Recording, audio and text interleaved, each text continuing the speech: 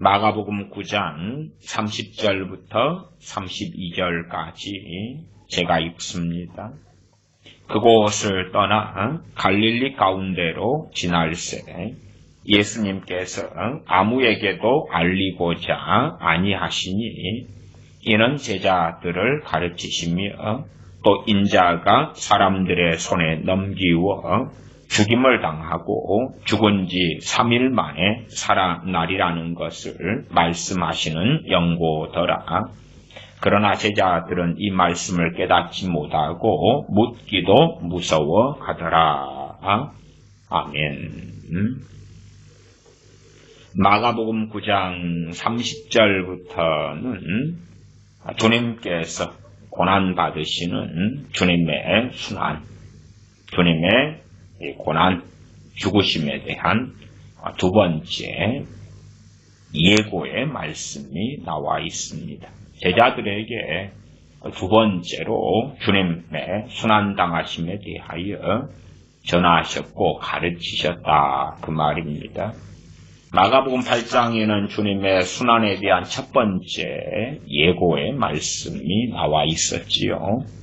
마가복음 8장 27절로 가면 예수님과 제자들이 가이사랴 빌립보 여러 마을로 나가실새 노중에서 제자들에게 물어 가라사대 사람들이 나를 누구라고 하느냐. 여자와 가로되 세례 요한이라 하고 더러는 엘리야 더러는 선지자 중에 하나이다. 또 물으시되 너희는 나를 누구라 하느냐. 주님께서 순환 받으심에 대한 첫 번째 미리 제자들에게 전하시는 말씀 가운데 너희는 나를 누구라 하느냐 묻습니다. 항상 복음서도 단단히 읽어봐야 된다. 제가 말씀을 드리기도 했습니다. 우리는 그렇게 생각하잖아요.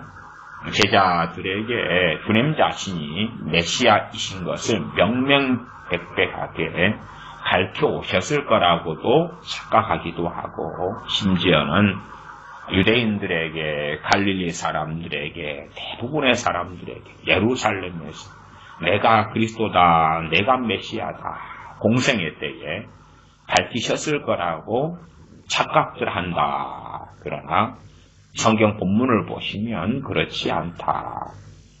주님께서 제자들에게 공개적으로 내가 메시아다 전하셨는데 주님께서 이제 십자가를 얼마 앞두신 다음에 너희는 나를 누구라 하느냐 그래버리면 당황스럽죠.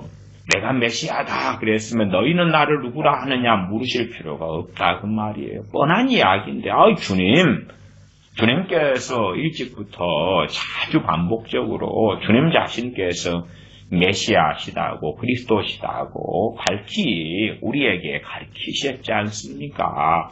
그런데 왜 그냥 이 기초적인 엉뚱한 질문하십니까? 그렇게 말하겠지요. 그러나 그렇지 않습니다. 주님께서 밝히시지 않았고 마찬가지로 세례 요한이 죽음을 앞두고 그 제자들을 보내서 주님 오실 그이가 당신입니까? 우리가 아니면 누구를 기다려야 합니까? 그때의 성경에 있는 예언들을 가지고 주님께서 말씀하셨지요. 그리고 자신이 메시아시다는 것을 간접적으로 전하시고 알리셨지. 제자들이 있는 데서나 세례 요한의 이 요청에 따라서 온 세례 요한의 제자들에게 내가 메시아다. 그렇게 직접적으로 말씀하지 않으셨다. 그 말이에요. 그러나 이제 특별한 경우들은 있지요. 사마리아 여인과 단둘이 있고 제자들은 떡을 구하러 갔을 때에 그 사마리 여인에게는 너가 기다리는 메시아 그리스도가 바로 나다. 그게 밝히시는 경우도 있었지요. 그러나 심지어는 이 사도들에게조차도 밝히시지 않으셨다 그 말이에요. 주님께서 행하시는 일들과 주님의 말씀을 들으면서 주님께서 메시아시다는 걸 깨달아야 됐었다 그 말. 깨달아야 되었었다. 주님께서 제자들에게 묻지요. 29절, 8장 29절에 물으시되 너희는 나를 누구라 하느냐. 베드로가 대답을 합니다. 베드로가 대답하여 가로되 주는 그리스도 신이다 하며 30절 정답을 말한 거지요. 이에 자기의 일을 아무에게도 말하지 말라 경계하시고 자기의 일을 아무에게도 말하지 말라. 주님 자신께서는 메시아시라는 것을 말하지 말아라. 경계를 하셨다 그 말이에요. 31절 인자가 많은 고난을 받고 장로들과 대제사장들과 서기관들에게 버림받아 죽임을 당하고 사흘 만에 살아나야 할 것을 비로소 저희에게 가르치시되 드러내놓고 이 말씀을 하시니 베드로가 예수를 붙들고 간하매 주님께서 자신의 고난 또한 죽임 당하심 사흘 만에 부활하심을 드러내놓고 이제 가르치셨다. 주님께서는 그런 베드로나 제자들에게 34절에 무리와 제자들을 불러 이르시되 이때는 이제 무리도 불렀다 그 말이 제자들만이 아니라 아무든지 나를 따라오려거든 자기를 부인하고 자기 십자가를 지고 나를 좇을 것이니라. 이게 복음의 말씀이에요. 이게 복음의 말씀. 제가 전에 과거에 행위구원론의 위험성도 설교했었습니다. 행위구원론에 대해서 몇 차례 설교했지요.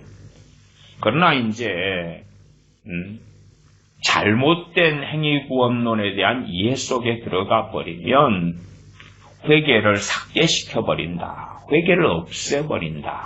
나아가서 야 믿음으로 구원받아.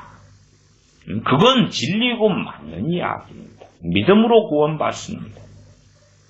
그러나 진실한 믿음이 무엇을 열매 맺겠습니까? 사람이 살아있다. 살아있는 사람은 무슨 일이 벌어지겠습니까? 살아있는 사람은 숨을 쉴 것 아닙니까?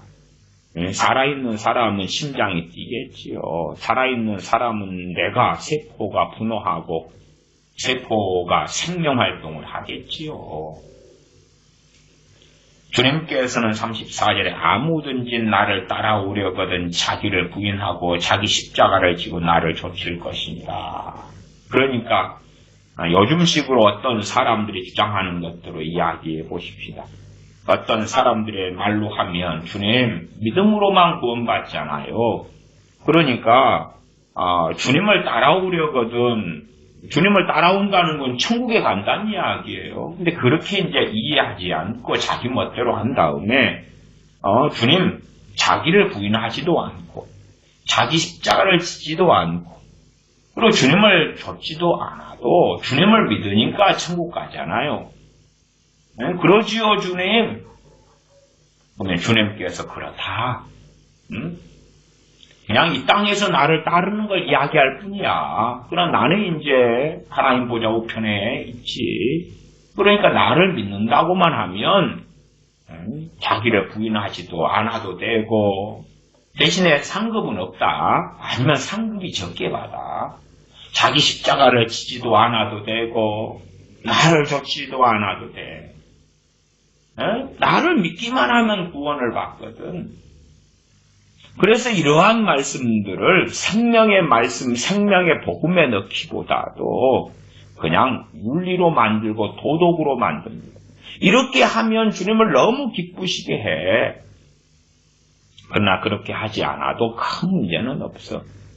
부모님 생신 때에 미리 잘 준비하고 그리고 예비해서 부모님을 생신 때 잘해서 기쁘게 해드리면 좋아. 그러나 시간이 없고 바쁜데 꼭 그렇게 다 할 필요는 없잖아. 그런 게 윤리단 말이에요. 윤리. 하면 좋아요. 칭송받아요. 내가 여유가 있어서 내 형제들을 도와요.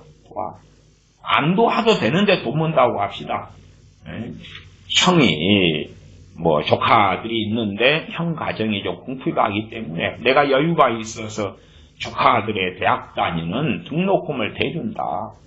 윤리잖아요. 얼마나 좋고 본이 되고 아름답습니까? 그러나 그렇게 안 한다 해서 죄라고 벌할 수 있는 건 아니잖아요. 그렇게 성경을 만들어버려요. 야, 이것을 하면 상급을 받아. 주님을 기쁘시게 해. 하나님이 좋아하시. 안 하면 좀 그렇긴 하지만 인사를 잘하자. 안 하면 좀 싸가지가 없지. 감옥에 가요? 안 가. 그러나 좀 문제가 있긴 해. 그것처럼, 아무든지 나를 따라오려거든. 자기를 부인하고 자기 십자가를 지고 나를 좇을 것이니라. 주님을 안 쫓아도 믿으면, 야, 주님을 쫓아가지고 구원받는다면 그거 행위구원론이야. 그거 행위구원론. 주님 안 쫓아도 가만히 주님 혼자 가시오. 혼자 가. 주님 따라갈 사람들은 뭐 가. 대신 상급은 받겠네. 그러나 나는 이 땅에서 누리고 즐기고 재미나고 살다가 뭐 그런 상급 안 받아도 돼요. 천국은 이 세상보다 더 살만한 곳일 테니까 상급 없어도 무슨 천국에 노숙자가 있겠나. 무슨 천국에 집이 땅이 부족하겠나. 그러니까 나는 이 땅에 잘 살다가 또 천국에 갈라요. 그러니까 주님 따라갈 사람은 따라가시오. 나는 주님을 믿기만 하고 꼼짝하지 않아도 괜찮소. 그건 윤리 아니요? 마가복음 8장 그 아래 35절이 윤리가 아니고 구원의 문제, 생명의 문제, 영생의 문제라고 명백하게 밝히고 계시지요. 마가복음 8장 35절에 누구든지 제 목숨을 구원코자 하면 잃을 것이요. 제 목숨을 구원코자 한다. 자기 이 땅에서의 영광을 위하여 산다 그 말이에요. 자기 이 땅에서의 자기 정욕적인 생명을 위하여 살아간다 그 말이에요. 먹는 게 중요하고 마시는 게 중요하고 주님을 따르는 것보다 평안하게 자고 눕고 주님을 따르는 것보다 자식들이 기쁘고 행복하고 주님을 따르는 것보다 내가 이 땅에 살아가는 집이 중요하고 차가 중요하고 직업이 중요하고 노후가 중요하고 여행이 중요하고 이 땅에서 건강이 중요하고 중요 안 한 건 아니지요. 집도 차도 건강도 노후도 다 중요합니다. 그러나 어느 때 혹은 많은 경우에는 그것이 주님을 따르는 것보다 더 중요하냐 할 때에 이제 저울 때에 놓이게 될 때가 많이 있을 거라 그 말. 거기에서 많은 소위 우리 크리스천들은 결정합니다. 주님을 따르는 것보다 내 안위가 중요하고 마치 일제시대의 신사참배를 가결했던 그런 목사님들이나 신사참배에 참여했던 일제시대의 교인들처럼 아니면 유럽이나 미국의 경향에 대하여 말씀드렸지요. 동성애로 빠져버리고 들어가 버리는 동성애를 찬성하는 국가 기독교인이 많은 유럽의 국가, 미국 같은 경우도 그러하고 미국도 동성 결혼을 합법화시킨 것이 미국 주들 가운데 37개 주 이렇게 되어지고 더 앞으로 나오겠지요.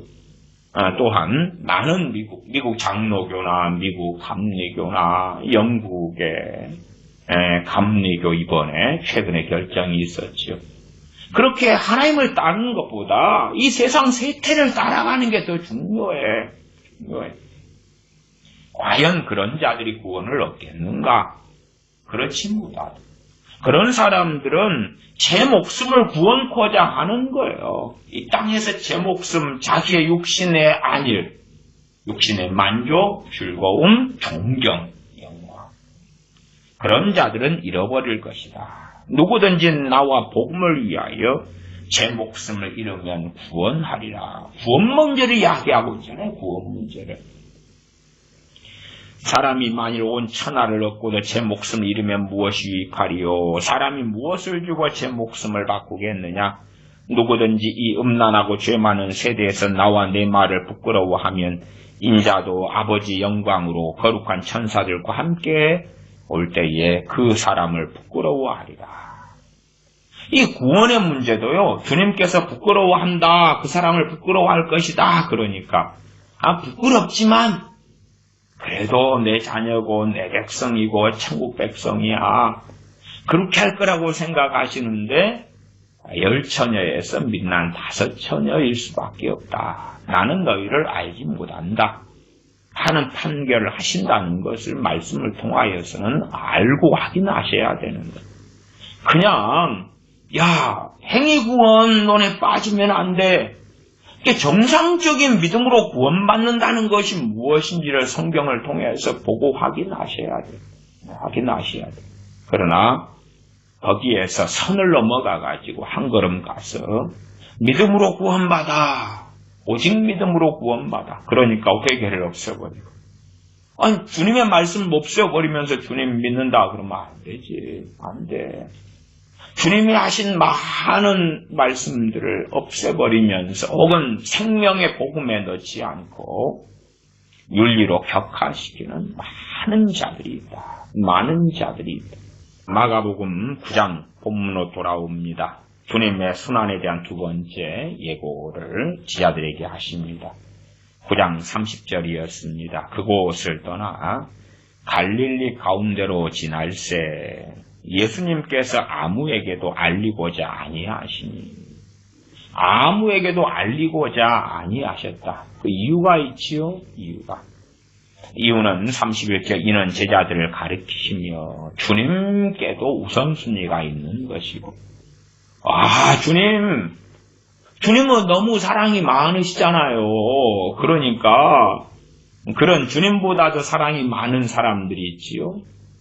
아무에게도 알리고자 아니하시고 안 알리시는데, 아니요.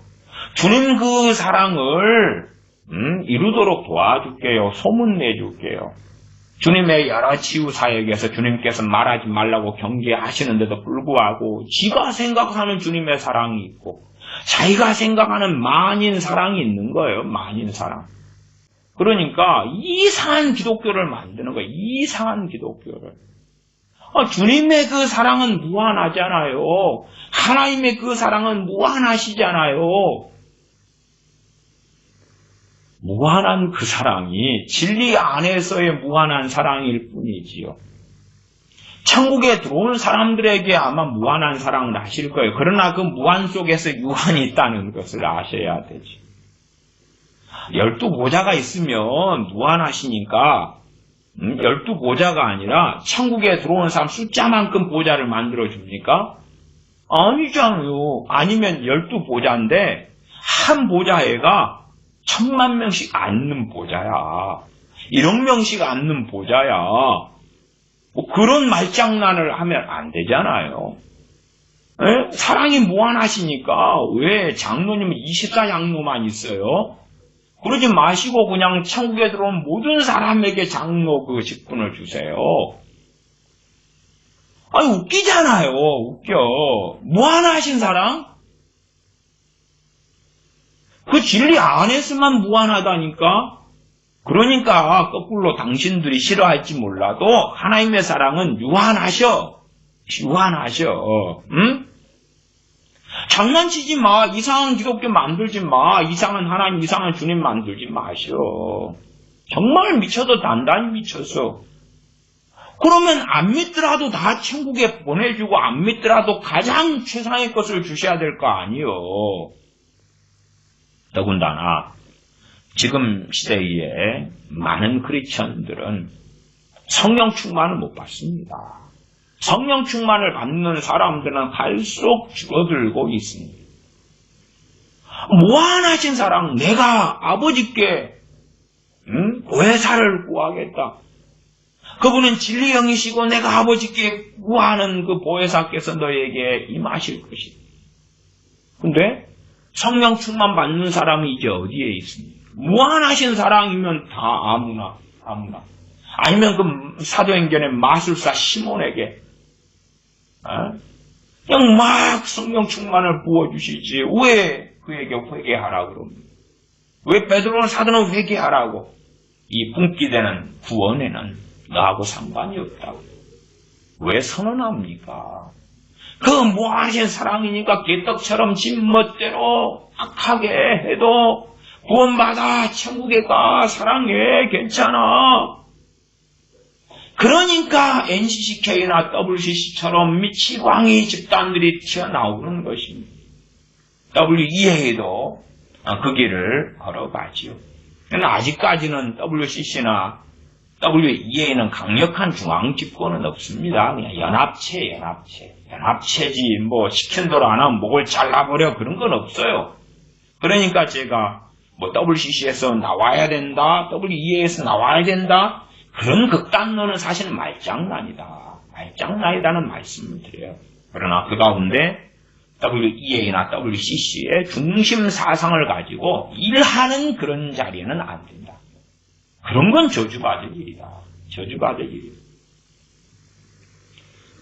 생각해 보세요. 어느 나라에 이슬람 국가에 기독교인이 있어요.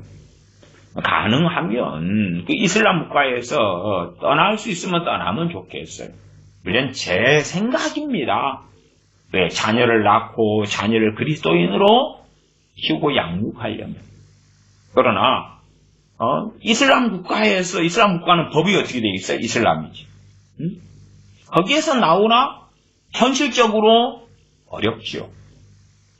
아니 그러면 반대로 해봅시다. 그 이슬람 국가에 들어가는 선교사님들은 죄악을 짓는 것입니까? 아니잖아요. 거꾸로 선교사님들은 자녀를 데리고 들어가잖아요. 중국이나 북한에 공산국가가 있다. 거기에서 나올 수 있으면 좋겠지요. 중국 같은 공산주의 국가에서 존재하는 것만으로 죄를 짓는 거냐? 그렇지는 않다 그 말이에요. 그런 걸 이해하셔야 돼요. 세상이 흘러가는 것을 대한민국의 NCCK나 WCC나 WEA의 흐름을 보면서 그러면서 어떻게 중앙 집권의 시스템이 되어져 가고 연합체 형식에서 연합체가 아니라 중앙 집권의 시스템이 되어서 따르지 않으면 추방이고 처벌이고 그런 걸로 갈 때에 이제 정말 배교가 본격 가동되는구나. 그런 걸 이해를 하셔야 돼요. WCC가 어느 때에 이제 강력한 독재 같은 중앙 집권 같은 시스템이 되어질 때에 그때는 이제 그 안에 있을 수는 없을 것이고 있는다는 것 자체가 문제가 많이 생기겠지요. 그러나 어쩔 수 없어 존재한다, 있을 수밖에 없다는 것까지도 우리가 다 정죄할 수는 없다는 것은 아시고 이해하셔야 돼요. 사람들은 그냥 나는 WCC에서 나왔어. 그러니까 나는 의로워. 그런데 그 WCC 생긴 거 얼마 안 됐어요. 얼마 안 돼. 기껏해야 20세기요. 그 옛날에는 그런 거 없었다 그 말이에요. 그렇다 해서 WCC, WEA 없을 때 다 거룩했냐? 그렇게 될 수가 없잖아요. 사람들은 뭔가에 꽂히면 나는 그걸 안 해. 그러니까 의로워. 나는 그걸 안 해. 그러니까 경건해. 이런 데 빠지는 걸 너무 좋아하는데 그렇지 않아요.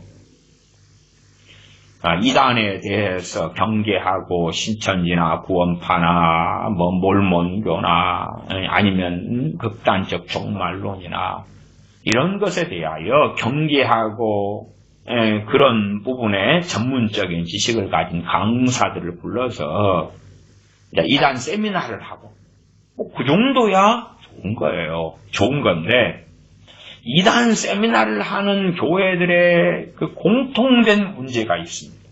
안 하는 교회하고 하는 교회하고 어디가 좀 더 건강하냐 그럴 때 이단 세미나 안 하는 교회입니다. 무슨 말이냐? 신천지 세미나를 합니다. 세미나를 하기 때문에 신천지에 빠지는 것을 좀 방기할 수 있겠지. 그럼 어쨌든 어느 교회에서 신천지 이단 세미나를 한다 그럴 때에 그 교회 교인들 중에서 신천지가 없어요. 그러니까 그 세미나를 들으면서 자기들은 의로워지고 경건해지는 거예요. 왜? 우리는 신천지에 빠진 저자들 같은 자들이 아니야. 몰몬교 이단 세미나를 해요. 그걸 듣는 그 교회 교인들은 아무도 몰몬교인 없어. 여호와의 증인 이단 세미나를 해요. 나는 아무도 그런 사람 없어. 그러니까 가만히 있을 때 점점 의인이 되고 점점 교만해져 가고 점점 거만해져 가요. 가만히 있으니까 가만히 있어도 되거든. 가만히 있어도 이건 잘못된 거야. 근데 우리는 이미 거기에 속하지 않았고 우리는 해당사항이 없는 사람들이거든.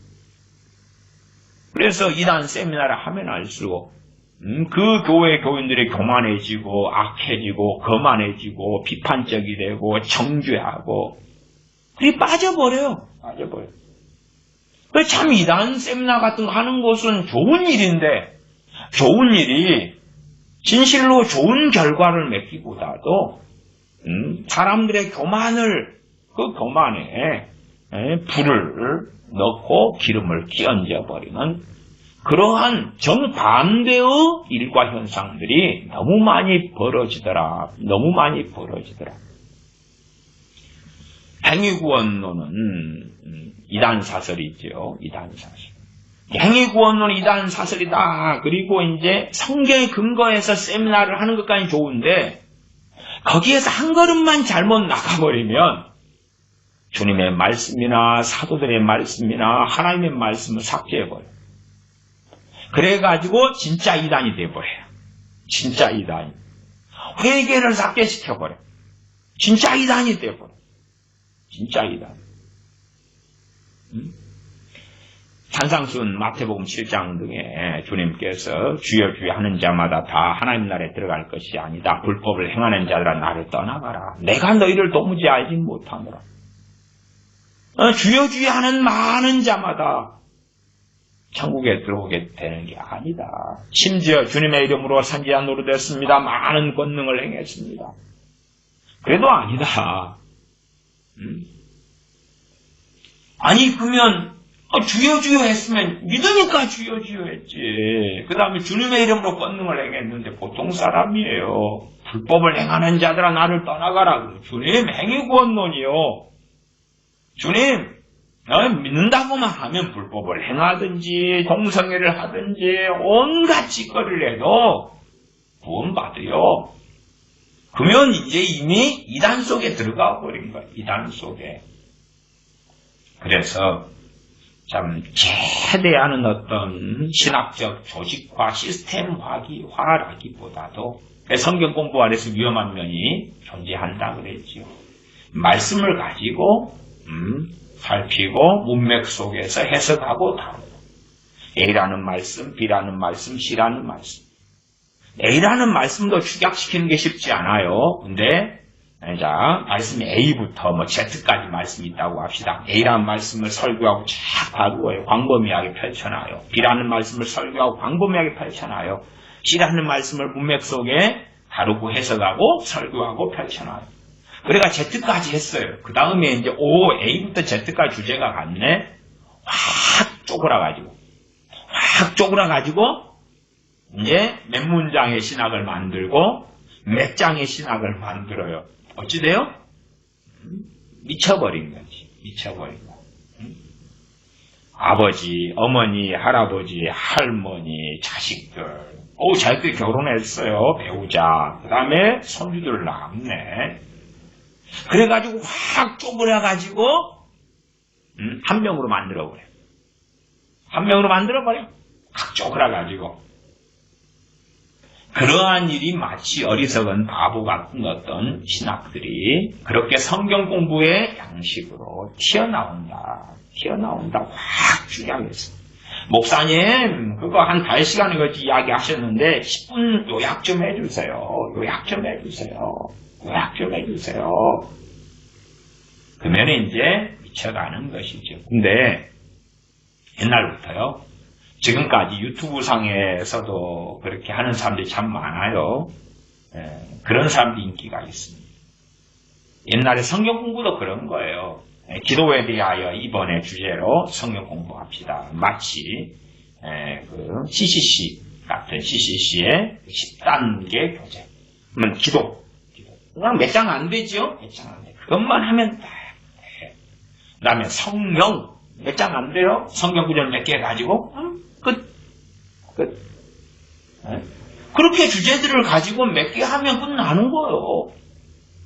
끝나는 거예요. 10단계니까 기본 10개의 주제를 가지고. 몇 개 하면, 몇 장 안 되는 걸 얼마 하면 끝나는 거예요. 여기 성경 공부라는 것이 참 중요하고 가치가 있는 건데, 지금은 사람들이 바빠, 빨리, 축약, 줄여. 그러니까, 괴물들이 곳곳에서 튀어나옵니다. 그러나 그런 것이 인기가 있어요. 그게 사람들에게 환영받습니다. 주님에 대해서도 바꿔요. 그래서 사랑에 무한하신 하나님, 사랑에 무한하신 주님, 얼마나 황홀하고 좋습니다. 주님은 이렇게 행동하시면 안 돼. 아무리 바쁘시더라도, 잠을 못 주무시더라도. 예수님께서 아무에게도 알리고자 아니하시니 그러면 안 돼. 안 알리셔가지고 그때 조금 지난 다음에 코로나 걸려서 죽게 될 줄 알아요. 갑자기 사고로 죽게 되면 구원받을 기회가 상실되잖아요. 최대한 알리셔야지. 오픈하시고 알리셔야지. 잠을 못 주무시더라도. 아니, 제자들하고는 너무 많은 시간을 보내주시고 너무 많은 말씀을 가르쳐 주시잖아요. 좀 공산주의 사상으로 공평해야지. 평등해야지. 누구는 입이고 누구는 주둥입니까? 제자들은 많이 함께 하시고 가르치셨잖아요. 그러니까 우리한테도 좀 주시고 제자들에게는 병을 고쳐 귀신을 제어하는 권능을 나눠주셨잖아요. 우리도 좀 주고 왜 12명이나 70명만 뽑아요? 나도 거기에 사도들의 숫자를 늘리시오. 아니면 로테이션으로 합시다. 로테이션으로. 아니면 주님, 사도들이나 70명의 제자들 뽑을 때 되면 공개 오디션을 하시오. 그러지 그냥 당신 마음대로 그냥 어떻게 뽑으요. 아니면 우리들 모아가지고 투표로 뽑으시오. 왜 당신이 원하는 사람을 뽑으시오? 안 돼요 그거. 주님 당신의 시간이 있는데 공평하게 나눠 씁시다. 나눠 써. 그런데 더군다나 아무에게도 알리고자 아니하시니. 사랑이 무한하신 주님 아니요? 우리를 위하여 헌신하고 피를 흘리고 목숨을 내놓고 그래서 목숨까지 주신 주님께서 우리에게 그 무엇을 아끼시겠는가? 그런 가르침도 많이 전해지지요. 그래서 교회가 사랑의 기독교가 될 때부터는 정말 무서운 일들이 진행되기도 한다. 불교는 자비의 불교, 기독교는 사랑의 기독교. 사랑의 기독교가 아니라는 게 아니에요. 그런데 그렇게 단순하지 않아요. 그러니까 회개하라 그러고 지옥이 있고 심판이 있는 거 아니요. 대환란이 있는 거 아니요. 대홍수가 있었고 하나님의 진노가 그의 백성들 이스라엘에게라도 정말 많이 쏟아졌던 거 아니요. 사랑이 하나님 맞지요. 하나님은 사랑이시라. 우리 주님의 그 사랑은 너무 놀랍지요. 그러나 하나님 자신의 성품을 벗어난 사랑도 아니고 하나님의 말씀인 주님의 말씀의 진리를 벗어난 사랑도 아니다. 진리 안에서의 사랑. 진리 안에서의 사랑. 예수님께서 아무에게도 알리고자 아니하시니 이런 말씀들도 제거해버려. 왜? 이런 말씀을 가지고 설교하거나 가르치거나 뭐 하면 주님이 너무 야박하시고 주님이 누구를 너무 편애하시고 공평하지 않고 평등하지도 않고 주님의 그 아름다운 사랑을 막 전파하면서 전도를 하는데 무한하신 그 사랑을 가지고 전도를 하는데 이걸 가지고 살피고 전하고 혹은 성경 공부라도 해버리면 당신이 전한 그 무한한 하나님의 사랑이 아니잖아요. 당신이 전한 그 무한한 예수 그리스도의 사랑이 아니잖아요. 그러면 안 돼. 제거. 이건 덮고 지나가자. 하지요. 31절. 이는 이유가 있습니다. 제자들을 가르치시며, 제자들을 가르치실 시간을 얻으려고 그러는 거예요. 사람들이 막 몰려들면, 이제는 남은 시간이 제자들을 정말 제대로 가르칠 시간이 얼마 없는데, 이 제자들이 가룟 유다는 빼놓고 사도들이 되어서, 이제는 주님의 뒤를 이어서 복음을 증거해야 될 이 제자들 든든히 세워야 된다. 그 말이 든든히 세워야 돼. 결혼한 사람들의 당연히 결혼한 사람이든 안 한 사람이든 최고의 사명은 하나님의 영광을 위하여, 하나님의 진리의 말씀을 위하여, 복음을 위하여 살아가는 것이 최고의 사명이지요.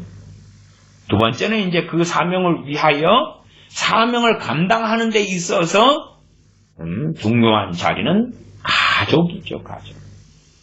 더군다나 결혼한 사람들은 우선순위가 교회일까요? 가족일까요? 가족이요, 가족.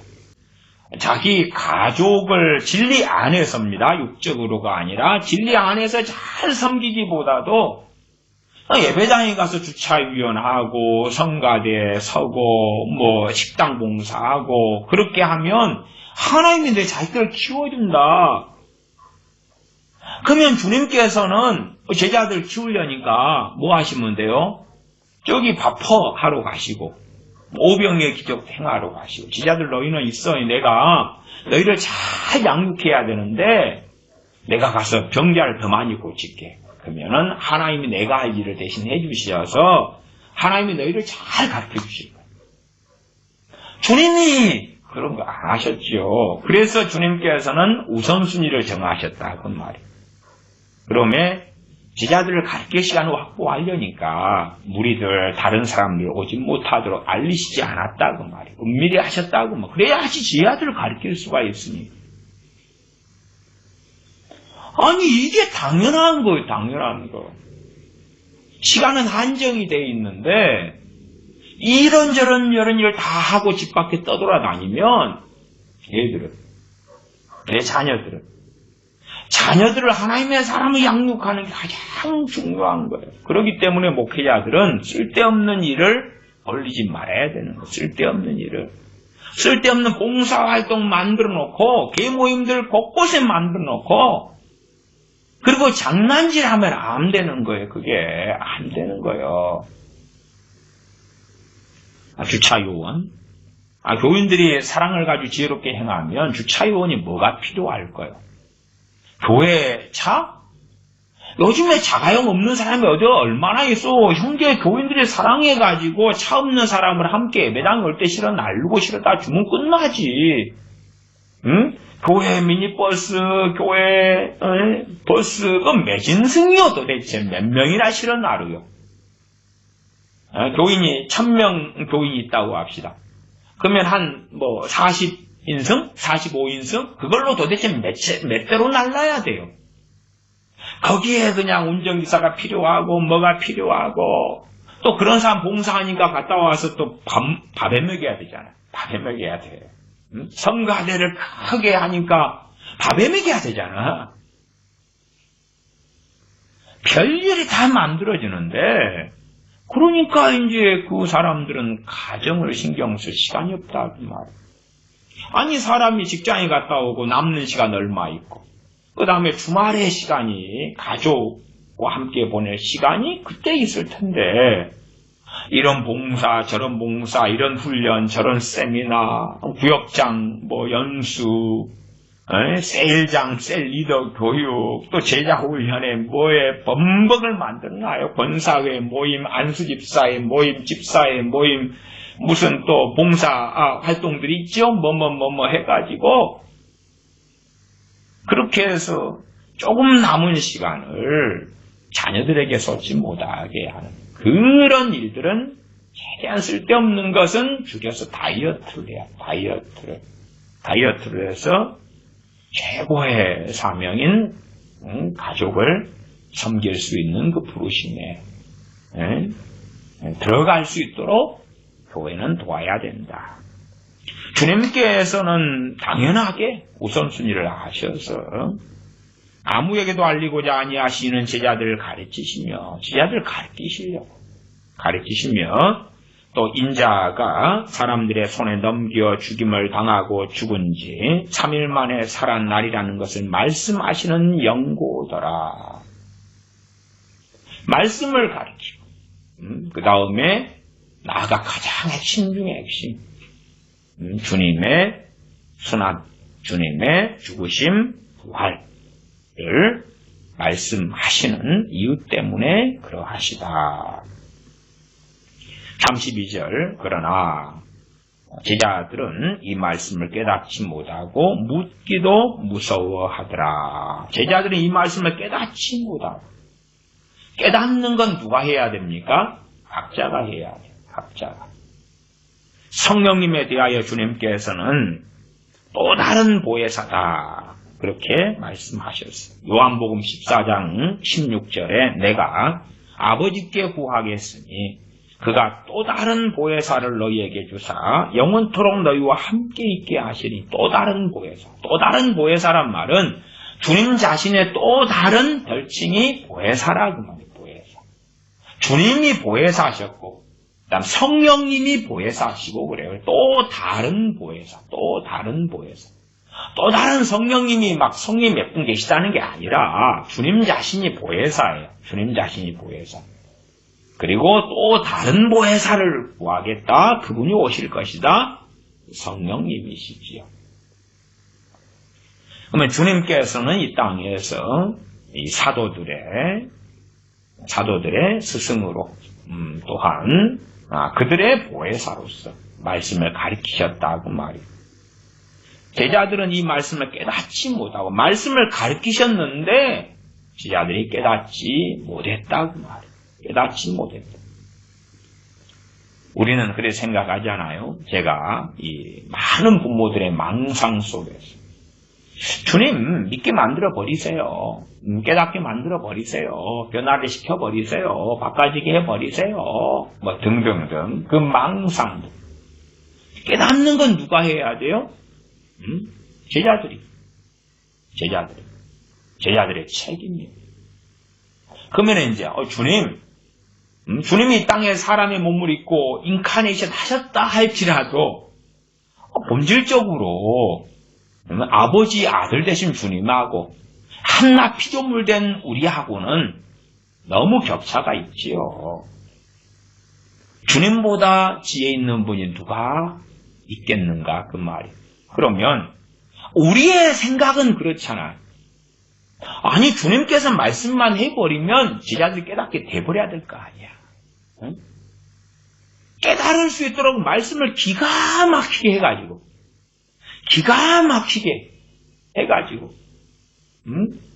그렇게 깨닫게 해버려야 될 거 아니야. 이제 어쩌다가 어떤 요청도 받아왔냐 그러면요. 자기가 20년간 가족을 전도했는데 안 믿어요. 안 믿으니까 이제 저한테 전도를 해달라는 거야. 20년간 전도를 했는데 안 믿으니까 저한테 전도를 하면 똑같은 복음이에요. 똑같은 복음인데 제가 그냥 양념을 잘 칠하고 기가 막히게 그냥 요리를 해가지고 하면 들으면서 막 감동이 오면서 자기 가족이 감동이 오면서 뭐 그래 그러면서 주님을 믿게 되지 않을까 그러한 기대감을 가지는 분들이 저한테 그 기가 막히게 아름다운 전도를 좀 해달라고 그렇게 하신 분이 간혹 있으셨어요. 네. 근데 그게 아니죠. 대신에 물론 이제 어떤 것이 있냐 그러면 은사 중에 전도의 은사가 있습니다. 전도는 모든 사람의 사명인데 전도 은사를 가진 사람이 특별히 또 있어요. 저는 가르치는 은사가 중심인데 다 최소한은 부모는 또 아버지는 자녀에게 말씀을 가르쳐야 되는데 그러나 그 중에서 가르치는 은사를 받은 부모도 있고 안 받은 부모들은 더 많겠지요. 그러나 그래도 사명을 가르쳐야 돼요. 복음을 전하는 사명은 우리 모든 믿는 자가 가지는 것인데 그 중에 또 특별히 전도 은사를 가진 사람이 있어요. 물론 저는 전도 은사는 없습니다. 그래서 똑같은 복음을 증거하더라도 전도 은사를 가진 사람이 증거할 때는 좀 더 효력이 있습니다. 좀 더 효력이 있다는 것이 그 듣는 사람들로 하여금 강제 개종을 시켜버린다거나 그런 건 아닙니다. 아니에요. 주님보다 잘 가르치셨던 이가 누가 있을까요? 없겠지요. 주님의 말씀을 듣는 바리새인들이 막 마음이 뜨거웠지.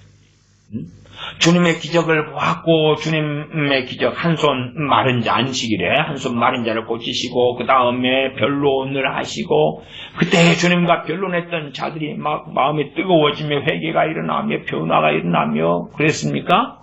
안 그랬죠. 우리가 생각하는 기대감은 그런 거예요. 주님도 가능하지 않은 일을 왜 가능하지 않으셨냐 그러면 그 상대방의 몫이니까. 상대방의 몫이니까. 상대방의 몫이니까. 근데 우리는 정말 엉뚱한 기대를 하죠. 첫째는 주님께. 주님께. 아니 깨닫게 만들어 버리세요. 깨닫게 만들어 버리세요. 그럴 수 없으니까 주님은 말씀을 가르치시고 주님이 혹시 잘못 가르치셨을까요? 그럴 리도 없고 주님께서 지혜가 부족하셨을까요? 그럴 리도 없고 주님은 정확하게 다 가르치셨어요. 근데 32절에 그러나 제자들은 이 말씀을 깨닫지 못하고 제자들은 이 말씀을 깨닫지 못하고 묻기도 두려워 무서워하더라. 제자들이 이 말씀을 깨닫지 못하고 잘만 좀 가르쳐 보세요. 물론 잘 가르친 사람이 있고 못 가르친 사람이 있다는 건 뻔한 것입니다.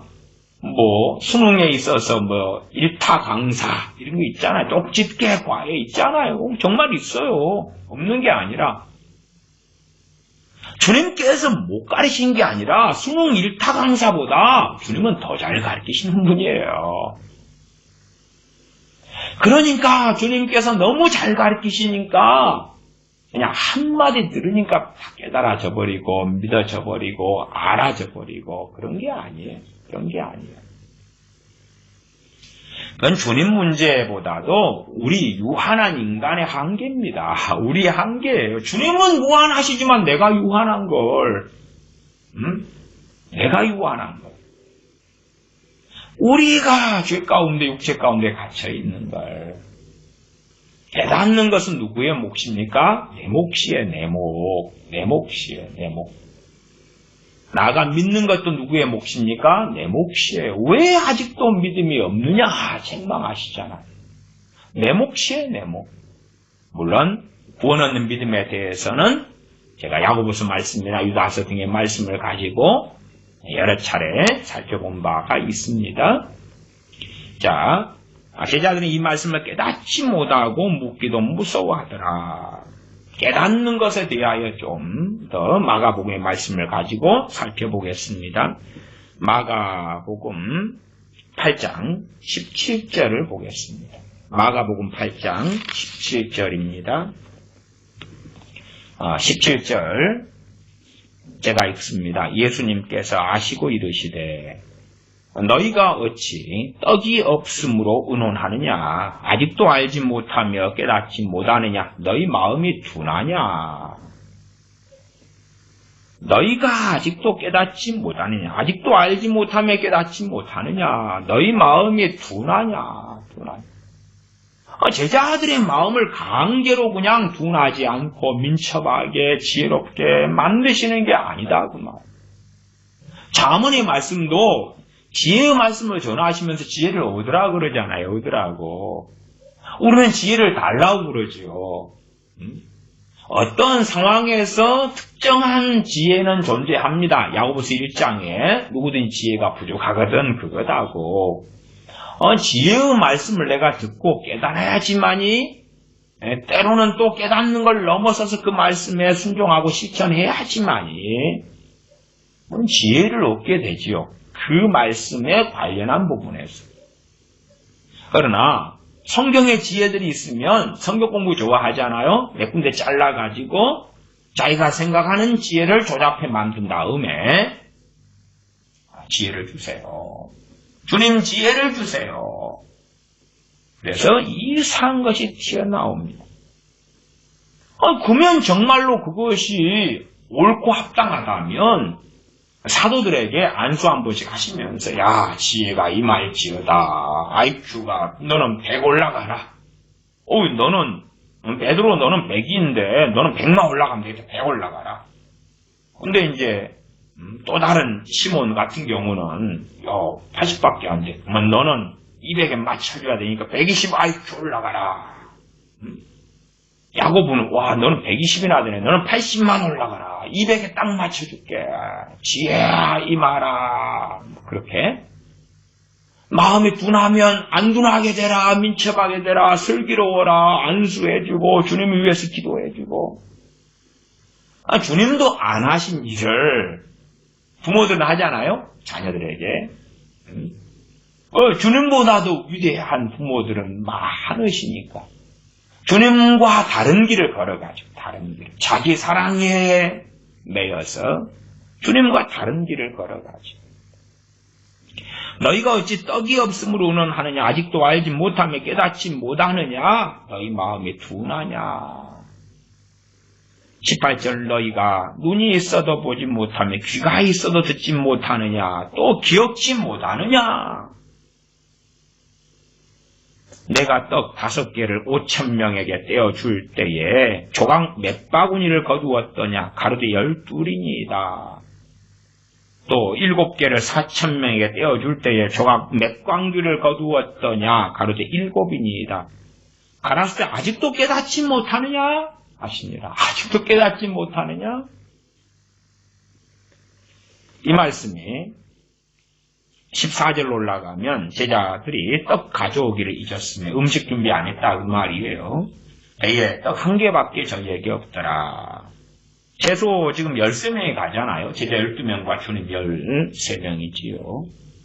15절 예수님께서 경계하여 가라사대 삼가 바리새인들의 누룩과 헤롯의 누룩을 주의하라 하신대. 누룩약이 나오니까 떡을 만들려면 빵을 만들려니까 발효를 시켜야 되잖아요. 발효를. 누룩약이 나오니까 지금 식사 준비 안 했다고 뭐라고 하시는구나. 평상 식사 준비 잘해. 나중에 가서 식사 준비 안 했고 빵 안 준비해 왔고 떡이 없다고 하지 말고 삼가 바리새인의 누룩과 헤롯의 누룩을 주의하라. 주님 거기 하필이면 오해하게끔 식사 준비 안 해왔을 때에 빵 하나밖에 없을 때에 누룩이라는 단어를 주님이 쓰셔가지고 그냥 오해를 시키셨네. 이렇게 말씀하시는 것이 하나님의 뜻이에요. 하나님의 뜻. 각 사람에게 어떤 씨 뿌리는 비유할 때 마태복음 13장, 마가복음 4장, 누가복음 8장이 그렇잖아요. 이 천국의 비밀을 아는 것이 저들에게는 허락지 아니했다. 너희에게는 허락되었다. 그리고 비유의 뜻을 설명을 제자들에게 해주시기도 하지요. 우리가 생각하는 것하고 주님과 하나님의 행하심은 많이 다릅니다. 달라요. 그리고 제자들에게는 제자들의 목만 줍니다. 그것을 듣고 누가 깨달아야 됩니까? 제자들이 깨닫고 알아야 됩니다. 물론 우리 같은 사람들보다 주님은 훨씬 더 많이 사도들을 가르치셨고 더 자세히 설명하셨을 거다는 것까지도 우리가 알 것입니다. 삼가 바리새인들의 누룩과 헤롯의 누룩을 주의하라 하신데 16절 제자들이 서로 의논하기를 이는 우리에게 떡이 없음이로다. 야, 주님께서 우리가 떡을 안 가져왔다, 빵 준비 안 했다고, 식사 준비 안 했다고 주님 뭐라 하시는구나. 주님은 얼마나 기가 막히시겠습니까? 예수님께서 아시고 이르시되 제자들이 그런 의논을 하는 것을 아시고 너희가 어찌 떡이 없음으로 의논하느냐. 아니 빵은 한 덩이 가지고 왔잖아요. 5병이요 7병의 기적을 하시는 분인데 하실 수 있다고 말이에요. 조금만 해도 제자들이 먹고 남을 거 아니에요.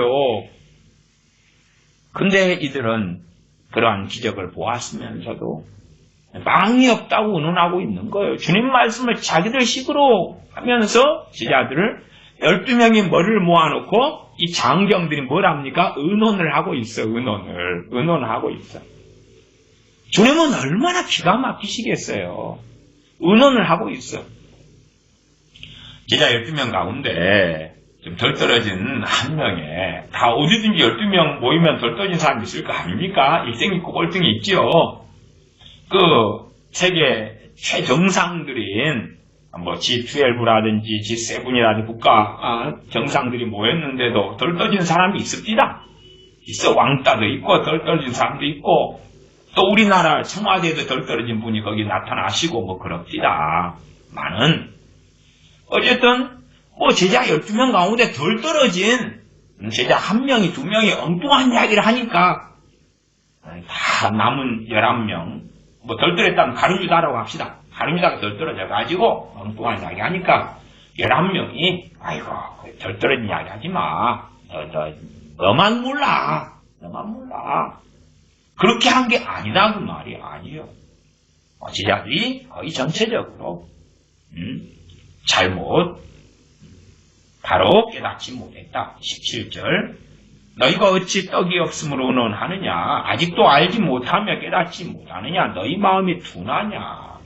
너희가 눈이 있어도 보지 못하며 귀가 있어도 듣지 못하느냐. 또 기억지 못하느냐. 21절에 가라사대 아직도 깨닫지 못하느냐.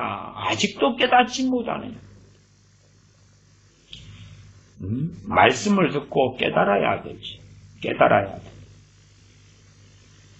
그러나 말씀을 깨닫는 것도 대신 해주세요.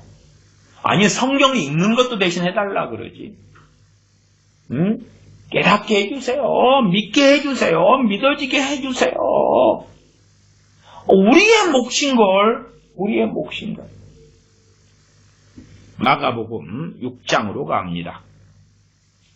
6장 52절입니다. 마가복음 6장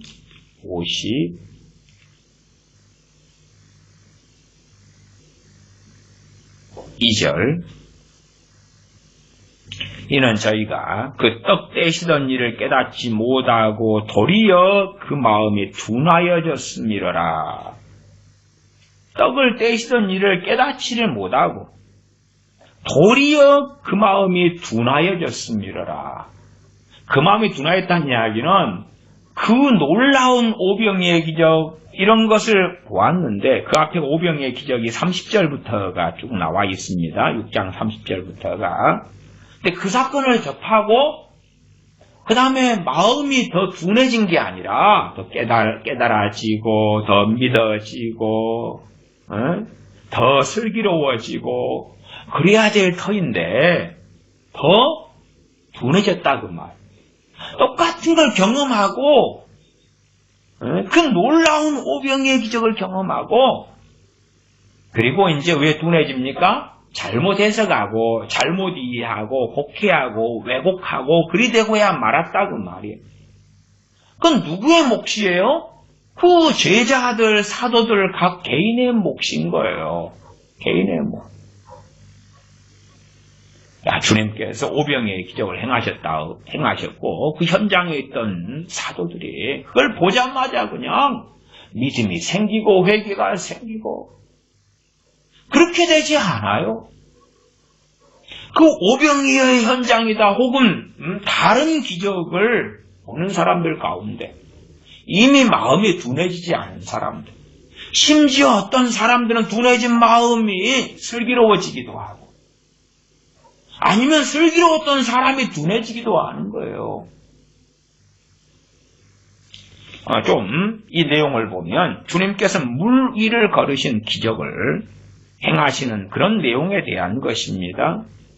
제자들을 보내셨습니다.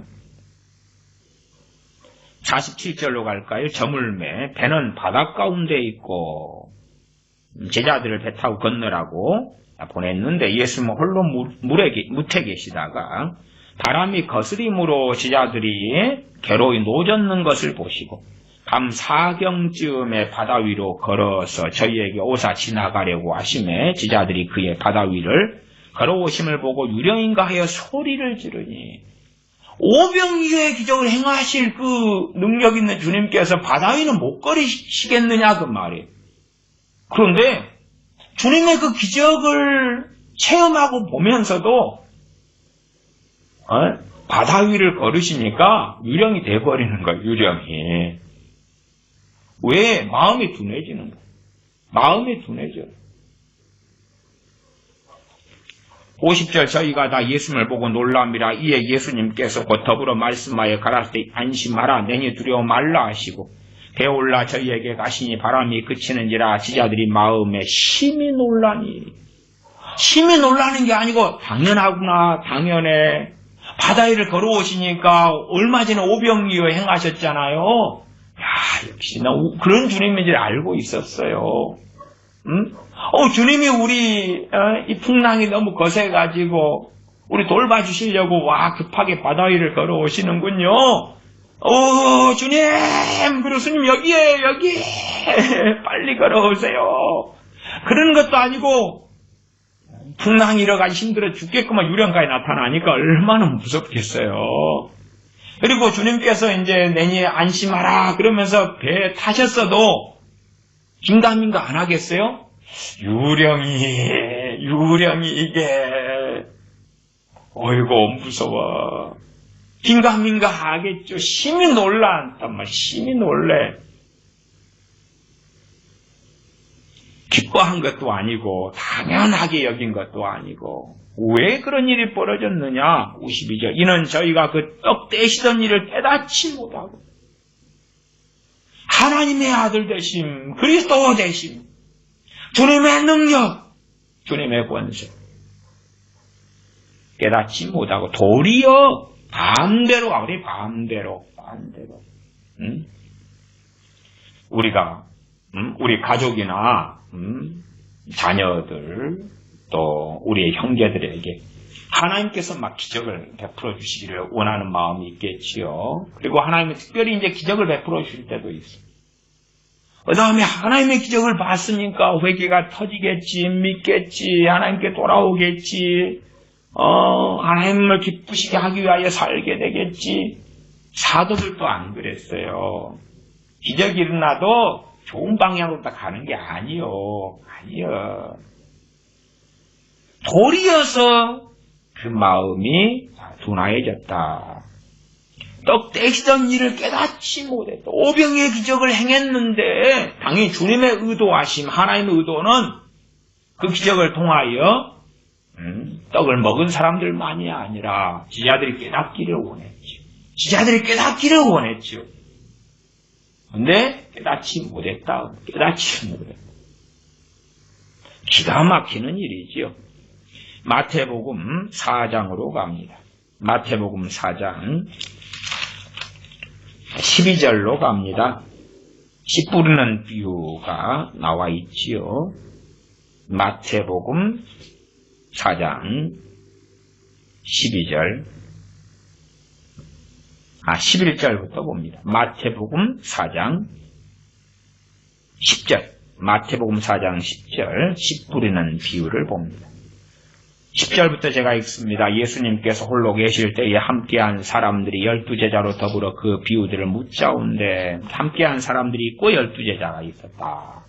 이 함께한 사람들을 70명의 제자들로도 포함시키고 아니면 함께한 여인들도 포함되겠죠. 그래서 씨 뿌리는 비유를 들었던 사람들이 12명만은 아니고 함께한 주님의 12명의 제자들 말고 또 다른 제자들이 있었구나 하는 것을 생각할 수가 있습니다. 11절에 이르시되 비유들은 물으니까 하나님 나라의 비밀을 너희에게는 주었으나 외인에게는 모든 것을 비유로 하나니. 주로 이제 무리들이 외인들이었죠.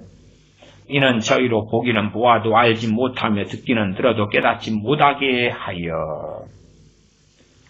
주님의 그 무한하신 사랑이라는데 이런 말씀이 전해지면 안 되죠. 듣기는 들어도 듣지 못하게 하고 보기는 보아도 듣기는 들어도 깨닫지 못하게 하여, 깨닫지 못하게 하려면, 깨달음을 주님이 주시는 건 아닌데, 자세하게 설명하면 듣고 깨닫기 쉬워지죠. 씨앗을 길가에나 콘크리트에 던져버리면 안 날 거 아니에요. 그러나 씨앗을 이제 지붕 위에 던지기보다도 그 사람의 텃밭에 던져주고, 밭에 던져주고, 그러면은 잘 날 수 있지요. 깨닫지 못하게 하여 돌이켜 죄 사함을 얻지 못하게 하려 함이니라. 그래서 비유로 말씀하셨다는 거예요. 그러면 주님께서 이렇게 행하셨다면 성령님이 임하신 사람들에게 주님이 행하신 이 일이 동일하게 벌어질 수밖에 없다는 걸 아셔야 돼요. 성령님께서 임하시고 이끌어 가시는 하나님의 사람들도 어떤 사람들에게는 입을 다물게 되는 역사가 있을 거라고 말해요.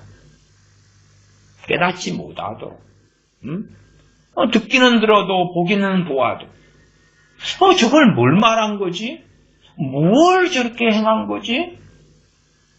그러려고 입을 다물어 버리는 거예요. 자세하게 전하지 않고 자세하게 가르치지 않는 거예요. 왜? 외인들이니까. 잃어버린 양하고는 또 틀리다 그 말이에요. 돌이켜 죄 사함을 얻지 못하게 하려 함이니라. 진실한 보혜사께서 보혜사 대신 주님이 이렇게 행하셨고 또 다른 보혜사 성령님이 오시고 성령님도 이렇게 행하시는 것은 당연하다 그 말. 그렇기 때문에 이 시대에 이제 성령님의 부어주심을 받고 누리는 믿는 사람은 희소하고 적어지고 우리 자녀들 가운데도 성령 세례, 성령 충만을 받는 자녀들은 거의 없고 또한 우리 믿는 자들 가운데서도 성령의 부어주심, 성령 충만을 받는 사람은 거의 없다. 대신에 사람들이 미혹에 빠져서 임재가 임하는 찬양, 임재가 임하는 기도, 임재가 임하는 장소, 막 주의 임재 속에서 침묵기도, 주의 임재 속에 관상기도, 주의 임재 속에 피아노 반주, 막 그렇게 유튜브에 가득해요. 임재가 임하는 찬양, 너희들끼리 그냥 놀아. 참 정신병원이 잘 될 것 같은데 문제는 정신병원에 안 가요. 임재가 뭔데 도대체? 무슨 임재? 성령이 임하셨어요. 결론은 뭐죠? 결과는 뭐죠? 성령 충만. 근데 임재가 임하는 찬양, 그리고 찬양을 하면 뭐 임재가 나타나? 네가 성령 충만 받았어? 회개가 터졌어? 안 그랬잖아. 임재가 임하는 찬양 집에서 틀어놓으니까 자녀들이 들으면서 성령 충만 받고 회개가 터지셨나? 안 그랬잖아요. 오늘 임재가 임하는 찬양 유튜브에 그런 거 틀어놓고 1시간을 막 띠까띠까 하다가 내일도 1시간 틀어놓고 띠까띠까 하다가 뭔가 마음에 감동 좀 왔는데 좀 편안해진 것 같아 내 마음이. 유튜브에 많은 소위 찬양 사역자 또 목회자들 유튜버들 기독교인들 이야기예요. 그런 거 유행처럼 합니다. 유행처럼 해. 사람들이 좋아해가지고 많이 듣고 보고 별짓을 다 합니다. 임재가 임하는 홀딱해요. 그러나 주님께서 행하셨던 것처럼 성령님도 동일하게 행하시는 건 아셔야 됩니다. 왜? 성령님께서 주의 이름으로 아버지께서 보내셨기 때문에 그렇지요. 요한복음 14장을 봐보겠습니다. 요한복음 성령님에 대한 말씀을 좀 봐보겠습니다. 요한복음 14장 26절을 보겠습니다. 성령님에 대한 말씀 요한복음 14장 26절 제가 읽습니다. 보혜사 곧 아버지께서 내 이름으로 보내실 성령 그가 너희에게 모든 것을 가르치시고 내가 너희에게 말한 모든 것을 생각나게 하시리라. 그러면 내가 너희에게 말한 모든 것을 생각나게 하시리라 해서 내가 너희에게 말한 모든 것. 대상이 누굽니까? 사도들이에요. 첫째는 우리 기독교인이 아니고 사도들입니다.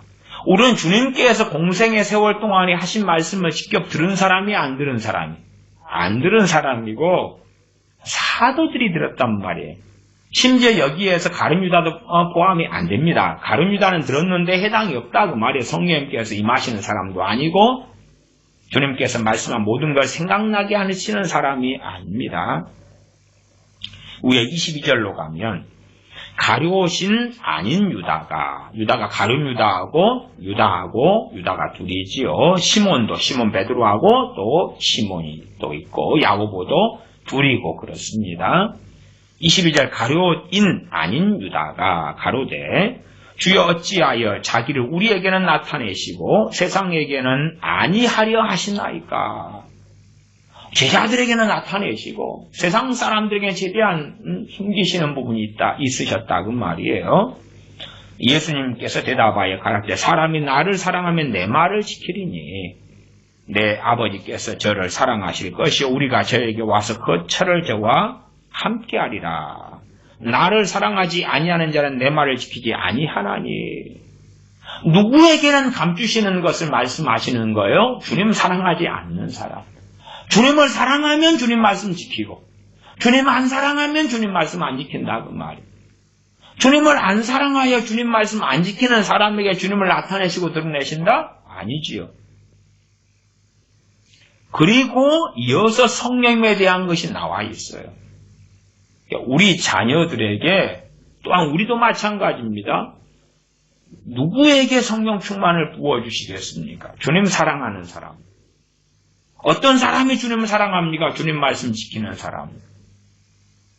정말 어떠한 말씀들은 성령님의 도우심 없이는 못 지키는 말씀들이 있습니다. 그러나 아니 세상 사람 가운데도 인격적인 사람이 있잖아요. 그런 것처럼 충분히 지킬 수 있는 많은 말씀이 있다는 것이에요. 26절로 다시 가면 보혜사하고 아버지께서 내 이름으로 보내실 성령 그가 너희에게 모든 것을 가르치시고 내가 너희에게 말한 모든 것을 생각나게 하시리라. 너희에게 모든 것을 가르치신다. 누구예요? 첫째는 사도예요. 여기에서 출발하는 거예요. 여기에 출발해. 이 말씀이 당연히 믿는 우리에게 해당이 되지요. 그러나 바르게 해석하면서 어떻게 해당이 되어질 수 있을까를 살피셔야 해요. 사도들에게는 그대로 이루어졌다. 가룟 유다 빼놓고 그까지는 우리가 다 인정할 수 있어요. 사도들 11명에게는 최소한 모든 것을 성령님께서 가르치셨다. 두 번째는 주님께서 이 사도들과 함께 있을 때에 말씀한 모든 것을 생각나게 하셨다. 어렴풋이 그냥 지나가는 것처럼 기억해 두지 않았는데 주님과 함께 배 타고 가고 있었을 때에 길을 행할 때에 주님께서 하신 말씀들이 어렴풋이 듣고 지나갔는데 나중에 어느 때에 이 사도들에게 생각나게 성령님께서 하셨다. 생각나게 하셨다. 그러지 앞뒤 꼭지 찾고 다 떼내고 그냥 성경도 읽지도 않고 관심도 없는데 모든 것을 가르치시고 오 성령님 내 자식에게 모든 것을 가르치세요. 모든 걸 생각나게 하세요. 누가 있어야지 생각이 나는데 뭐가 있어야지. 그러니까 성령님께서 말씀을 생각나게 하시는 일들이 조금 있죠. 조건이 다 맞아야 돼, 조건이. 그러나 일반적으로는 소수의 사람들에게 말씀을 생각나게 하시는데 정말 주님을 사랑하여 말씀을 상고한 사람들, 일반적인 상황, 일반적으로 주님을 사랑하여 말씀을 열심히 상고하고 읽었어요. 말씀 깨달으려고 읽었어요. 그 사람들이 성령 충만한 가운데 살아요. 그러니까 오전에 읽었던 말씀이 혹은 지난주에 읽었던 말씀이, 묵상했던 말씀이 생각이 나요. 생각이 나요. 아무 때나 생각나면 안 되죠. 생각이 나고 그 어느 상황 속에 생각날 때에 그 상황과 처지하고 연결되어져서 무릎을 탁 치게 되죠. 아하. 그리고 말씀이 깨달아지지. 물론 정확하게는 말씀이 깨달아지게 되는 데는 성령님의 사역이 존재합니다. 성령님의 사역이 존재하는데 거기에는 저는 그렇게 말씀드리겠어요. 성령님과 우리의 함께하는 것이다. 함께하는 것. 협력으로 벌어지는 일 같은 것이다. 성경은 천국 말씀이 있고 그 다음에 우리라는 땅이 있어요. 땅이. 천국 말씀이 어디에 떨어져야 돼요? 나라는 땅에 떨어져야 돼요. 나라는 땅. 나라는 땅이 없으면 천국 말씀이 길바닥에 떨어져서 뭐 하겠어요? 천국 말씀이 나라는 사람에게 떨어진단 말이에요. 사람에게. 그런 것처럼 또한 우리가 말씀을 듣고 믿는다 그러면 나란 사람에게 말씀 들려와서 내가 믿는다는 말이에요. 말씀과 나란 존재가 함께 있어야 되는 그런 것처럼 성령님과 우리의 함께하는 일 속에서 말씀이 깨달아지는 거예요. 그냥 나는 내 멋대로 살아가는데 강제로 성령님 역사하셔가지고 깨닫게 하고 돌이키게 하고 그런 일은 없어요. 그런 일은 없기 때문에 지금 얼마나 많은 미혹을 통하여 배교가 진척이 되고 있습니까? 성령님께서 그들에게 임하시면서 소위 말하면 말씀 그대로 그냥 문자적으로 모든 것을 가르치시고 주님께서 말씀하신 모든 걸 생각나게 하시랴. 그런 일이 없으니까. 그런 일이 없습니다. 우리나라 대한민국에 많은 목회자들이 계시잖아요. 그러면 모든 걸 가르치시고 성령님께서 모든 걸 생각나게 하시고 그런 일이 어디 있습니까? 목회자만이 아니라 우리 크리스천들에게 그렇게 성령님 하시는 사람이 어디 얼마나 있어요. 한 개인에게는 이 모든 것이 이루어진 적은 저는 없다. 그렇게 말씀을 드려요. 저는 이제 이 좀 구체적인 해석으로 가서는 고린도전서나 로마서의 지체됨이 나오죠. 지체됨. 손, 발 다 다르죠. 사명과 부르심이 틀리고 누구는 가리키는 자로, 누구는 애언하는 자로, 누구는 치유자로, 누구는 섬기는 자로, 누구는 돕는 자로. 그러니까 자기의 그 사명의 부르심 속에서 충성되게 감당하는 사람은 최소한 자기 영역에서는 더 많이 깨닫고 알겠지요. 내가 알고 깨닫는 것을 다른 사람에게 이제 또 섬기고 도와줄 수 있고, 다른 사람도 마찬가지고. 그래서 가장 첫 번째의 이해는 교회다. 깨어있는 참된 교회, 참된 교회. 그래서 성경은 주님의 머리고 몸이 교회다. 몸이 교회다. 한 몸이죠. 우리야 이제 지역에 무슨 교회, 서울에 무슨 교회, 용인에 무슨 교회, 인천에 무슨 교회 그러지만 주님께서는 머리 되시고 교회는 하나다. 진짜 유일한 only one church, 하나의 교회. WCC 이런 것 말고 그런 이상한 것 말고 그럴 때에 진실로 이 말씀은 이루어져 왔고 또한 이루어졌다까지는 말씀드려요. 첫 번째에서. 그래서 이 말씀은 틀리지 않았다. 그 다음에 두 번째는 그래도 이 말씀에 가장 근접한 사람들은 사도들이었다. 사도들이었다. 세 번째는 정말 그래도 성령님께서 말씀을 생각나게 해주시는구나. 말씀을 가르쳐 주시는구나. 이걸 경험하는 사람들은 주님을 사랑하며 주님 계명을 지키고 살아가는 그 사람들이 그 앞에 요한복음 14장 24절 23절에 했던 그 사람들 나를 사랑하지 아니하는 자는 내 말을 지키지 아니하나니 너희의 듣는 말은 내 말이 아니요 나를 보내신 아버지의 말씀이니라. 주님을 사랑하지 않는 사람들은 주님 말씀을 안 지킨다. 막 그 사람들에게 성령이 임하신 다음에 강제로 말씀 지키게 만들고 그런 건 없어요. 그래서 오순절에 성령의 강림도 주님을 믿는 많은 사람들이 있었어요. 당시에도.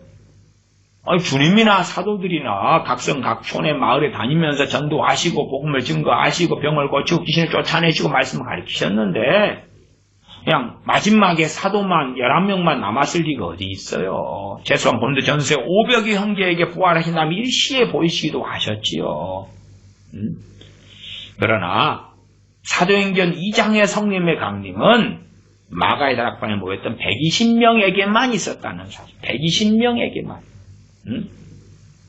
그리고 이제 성령님의 임하심, 강림하심, 성령 충만을 받는 것은 믿는 사람들의 개개인적인 일들이었다.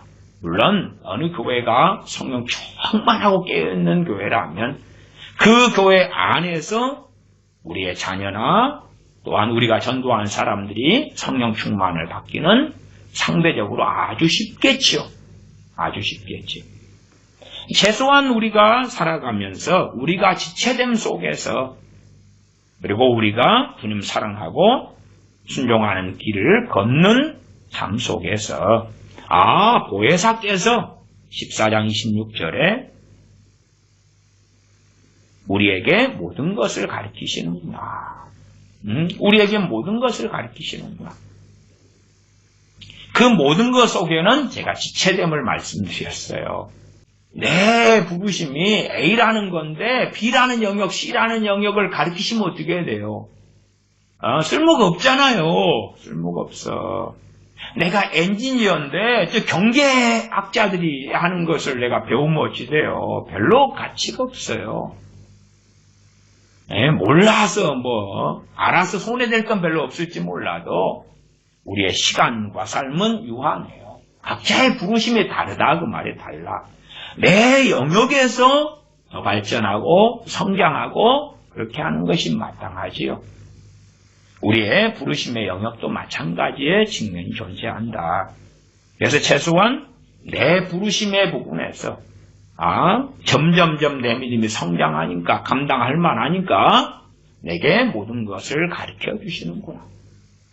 그리고 저 A라는 사람의 영역에서는 내가 도움을 받고 나의 영역에서는 저 사람, 저 지체를 섬기고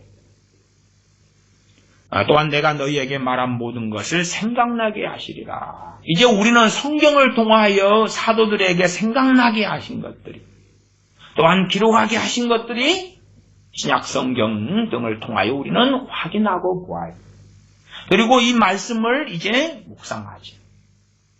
상고하지요. 깨달으려 하지요. 이러한 삶의 여정 속에서 이 말씀이 필요한 자리에서 생각나게 하시고 그 은혜와 도움을 받아서 말씀이 깨달아지고 더 효과적으로 우리의 삶의 변화와 변혁이 나타나고 그러하다 그 말이에요. 이러한 요한복음 14장의 성령님의 사역을 우리는 얼마나 있는가.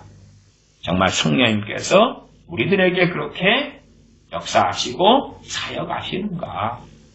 크리스찬인 우리들 가운데 얼마나 그러한가. 아니면 성령에 대해 성경 공부는 하기 쉽다 그 말이에요. 요한복음 14장이나 16장에 성령에 대한 말씀들이 많고 로마서 등등에 있지요. 그러한 신약 성경의 구절들, 구약의 몇 구절을 가져다 놓고 성령론 아니면 성령님에 대하여 공부를 좀 해요. 그 다음에 되었어. 공부를 좀 하니까 이제 성경의 성령에 대해서 기록된 말씀 나한테 이루어져. 어떻게 이루어져요? 어떻게? 자동적으로 이루어지요? 그래요? 안 그래. 또 우리가 자녀를 위해 기도해주면 자녀에게 이루어집니까? 그러지도 않아요. 이제는 점점 다수의 크리스천들을 하나님이 안 기뻐하십니다. 성령을 근심되게 하고 성령을 소멸치 말라 했는데 정반대에 하지 말라는 것을 하는 사람들에게 오히려 성령님께서는 이제는 역사하시지 않는 그런 일들이 벌어지고 있다 하는 것입니다. 마가복음 4장 15절을 보겠습니다. 마가복음 4장 15절 읽고 말씀 마무리합니다. 말씀이 길가에 뿌리웠다는 것은 이들이니 곧 말씀을 들었을 때에 사단이 즉시 와서 저희에게 뿌리운 말씀을 빼앗는 것이요. 말씀이 뿌리워져요. 하나님의 사람들 통하여 때로 가족을 통하여 말씀이 뿌리워져요. 그리고 이제 말씀을 들어요. 사람들이 들어요. 들을 때에 사단이 즉시 와서 저희에게 뿌리는 말씀을 빼앗는 것이요. 제가 동일한 말씀인데 마태복음 13장 19절에는 약간 우리가 이해하기 쉽기도 하게 표현되어 기록되어 있습니다.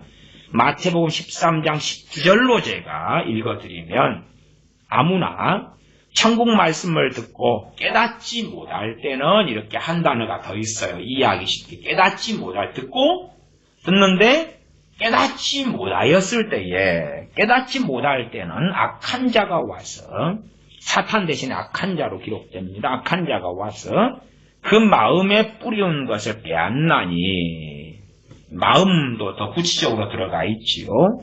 이는 곧 길가에 뿌리운 자요. 아무나 천국 말씀 듣고 깨닫지 못할 때는 이게 말씀이 뿌리워지는 건 하나님이 말할 수 있는 은혜인데 듣고 깨닫기는 누가 해야 돼요? 우리가 해야 돼.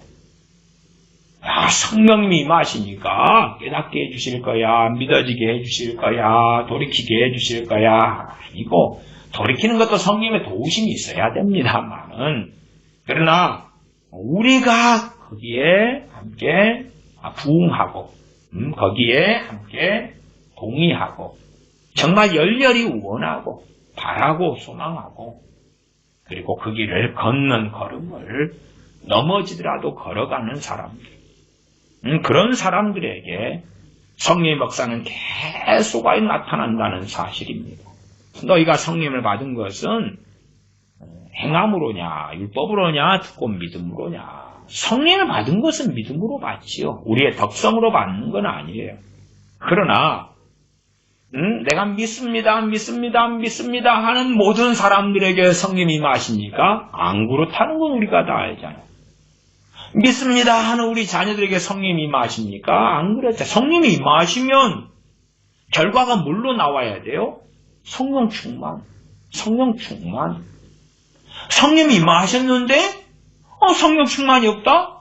이상하잖아요. 이상해. 사도행전에 성령이 임하시는 사건들을 확인하잖아요. 성령 충만도 받고 때때로 애언이나 방언이나 은사들이 임하고 성령의 힘을 받을 때 물론 성령 충만을 안 받고도 은사는 받을 수 있어요. 그러나 정말로 정로는 성령 충만을 받으면서 성령 은사가 임하는 것이 저는 정로다. 그렇게는 말씀을 드려요. 그러면 마가복음 이 9장의 말씀 제자들이 자동적으로 깨닫게 된 것도 아니고 주님께서 설명을 너무 기가 막히게 잘하셔가지고 그냥 깨닫지 않을 수 없게 만드신 것도 아니고 그 마음이 둔하게 제자들이 되어졌는데 그것을 주님이 강제로 막으시는 것도 아니다.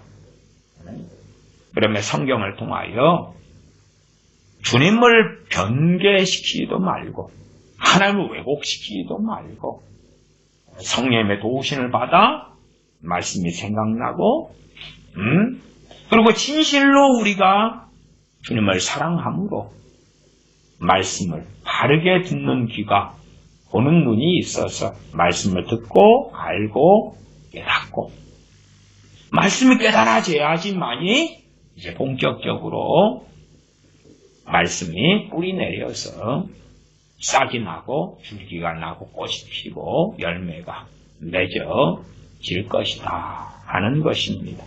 기도하겠습니다. 아버지 하나님, 우리가 엉뚱한 기대, 엉뚱한 바램, 엉뚱한 소망을 가지기보다 하나님 앞에서 주님 사랑함으로 진리의 길을 걸어감으로 우리의 마음이 부드러워지고 하나님의 말씀을 듣고 상고할 때에 말씀이 믿어지고 깨달아지는 그 큰 성령님의 도우심과 은혜도 있고 또한 우리의 부드러운 마음, 하나님을 경외하는 그 마음을 따라 하나님의 말씀에 두려워하며 떨 때에 말씀이 깨달아져서 말씀의 은혜와 능력을 체험하며 성령님의 도우심과 능력 속에서 넉넉히 승리하는 하나님의 자녀로 살게 하여 주시옵소서. 우리 주 예수님의 이름으로 기도하옵나이다. 아멘.